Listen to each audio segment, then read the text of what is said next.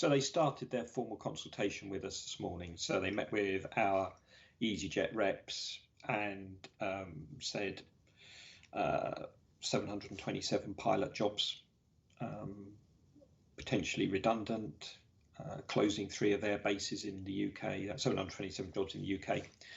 They'll be making other announcements across the rest of Europe, but and I think about 1,300 cabin crew as well in the UK. So some pretty significant numbers. That's sort of scaling down by about a third. And that came, I mean, we know that aviation's in trouble, but the scale of that is just devastating news, and just makes one think, well, are you taking the right decisions at the right time?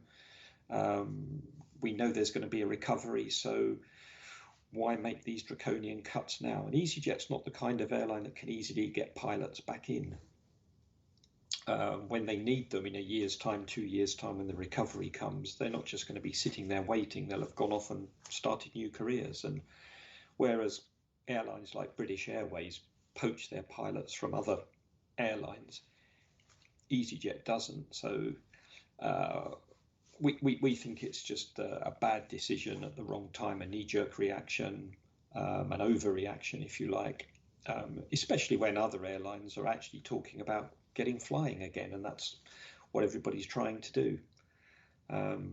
But it's so the scale of it's been a real shock today. And I've spoken to some pilots, and I know that the staff generally in EasyJet are sort of walking around in a state of shock. They're so surprised, and especially the people at Newcastle, Stansted and Southend, which are the bases that they're going to close. And of course, there are no other jobs in aviation to go to. Last year, Thomas Cook closed down, the year before Monarch closed down, but most of those pilots got other jobs. At the moment, nobody's going to get another job in aviation. Well, we've had a series of announcements from airlines, of course, and this is one in a long line. The whole of the aviation sector is in a death spiral. It sees the market of passenger travel collapsing.